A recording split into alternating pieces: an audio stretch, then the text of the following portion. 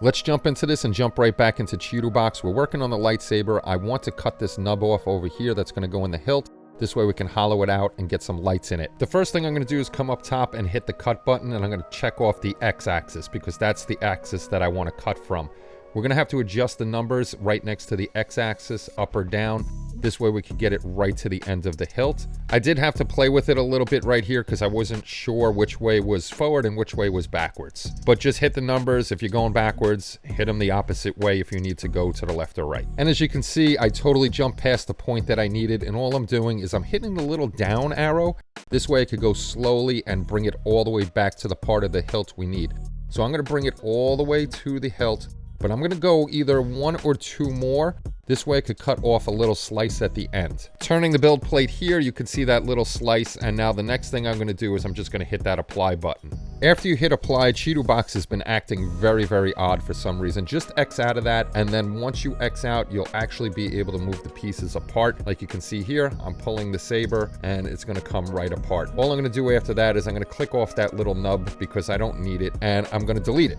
And then we're just going to work with the lightsaber portion itself. Now, because I am no professional at 3D printing, what I'm going to do is I'm going to hit the copy button. I'm going to push this up to 3 copies, and it's going to drop in 3 more lightsabers for me. This way, if something messes up, at least I have a fighting chance to get something working here. Now, next up, I'm going to start hollowing all of these lightsabers out. I'm going to do them all at different intervals. The first one I'm going to do at 2 millimeters. That's the wall thickness. That's not the hole going all the way through. And then I did it at 1.5, 1, and I think 1/2 millimeter. And the final step was to dig a hole through all of them. This first one failed, I can tell you that. The second one failed, the third one failed, didn't make it all the way through. The last one at 1/2 millimeter on the outer walls, and I used a 3 millimeter hole down the middle, and that one came out perfect. It hollowed out all the way to the end. And as you can see here are the 4 lightsabers. The holes are getting bigger and bigger. I knew that first one wasn't going to work, or the second one, but I was testing to see what would happen. And that's the best thing you can do. Test things out. You may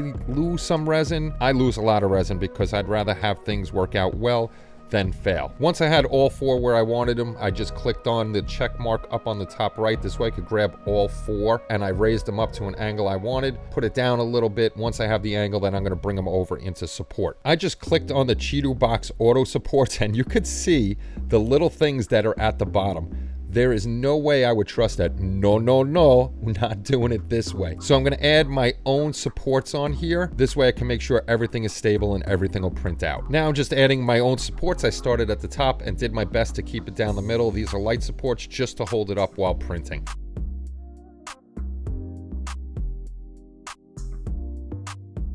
At this point, it's just time to stack them up where I want them on the build plate, get them in position. I'm going to hit the single parameter slice on them, get them all sliced up, and then we'll save them and print them up. All right, let's get back to the building. We're working on the clear ring here. I started sanding things down, but there are some deviations. Way too many supports here made a big bubble, so I'm going to sand that down. But the reason I don't mind sanding all this down is because I want it frosted. I'm going to frost it again with another product. Plus, we're going to paint it red so the light can be diffused coming through it. That's right, time to get the dust collector out again and our Mr. Hobby, Mr. G Tool Pro Polisher 3. So I have 240 grit on here. I'm just going around the edges. We had some support marks over here, so we're going to get that down, make sure everything's nice and smooth. And then I'm going to go across the face of this, and I'm going to get this all frosted up. This way we get that nice diffused look, and then we're going to do some testing on it once everything is done to see if we could get it even more diffused, because we don't want any hot spots. So just watch while I sand.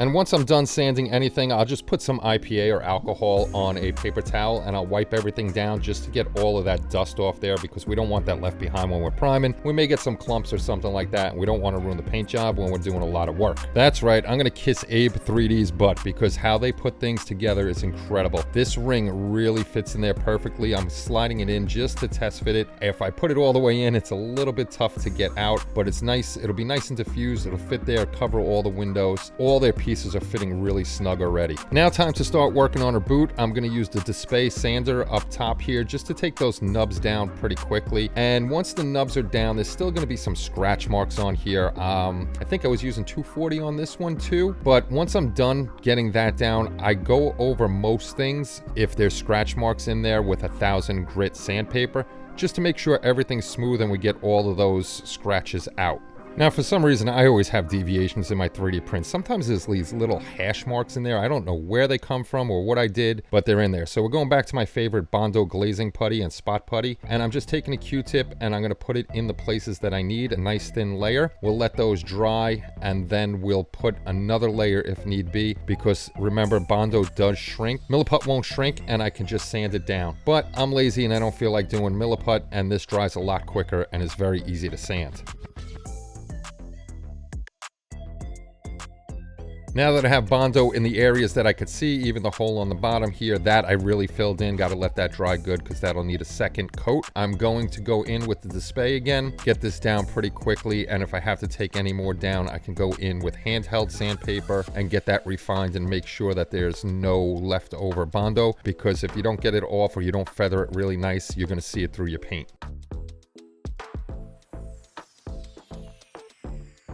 Here on the heel, I'm going to switch over to my Mr. Hobby G2 polisher because the head is soft and it can conform to that heel and I won't lose that detail, and I'm not worried about it. It's a little slower, still has the same grit, but I have a lot more control over this in the areas that I want to work with.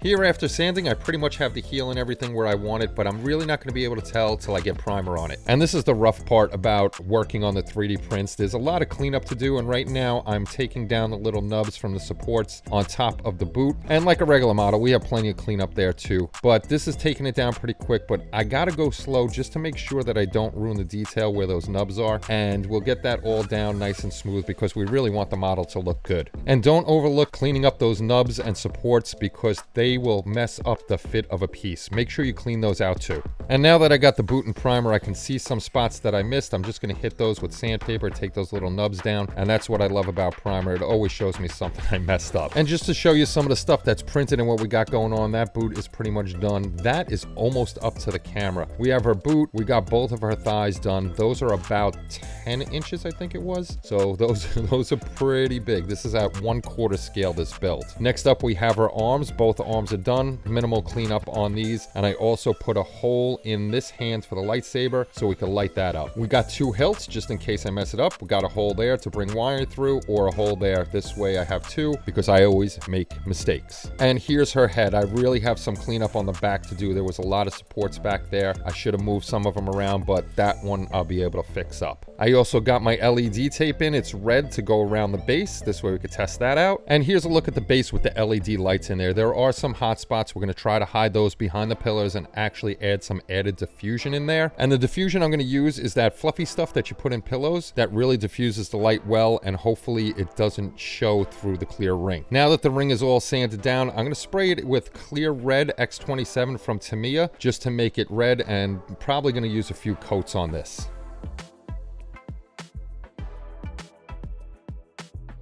When I started spraying the red, I noticed some deviations that are inside of the ring. They're not on the outside where I can sand them down, but no big deal. It's the dark side. Things get messed up.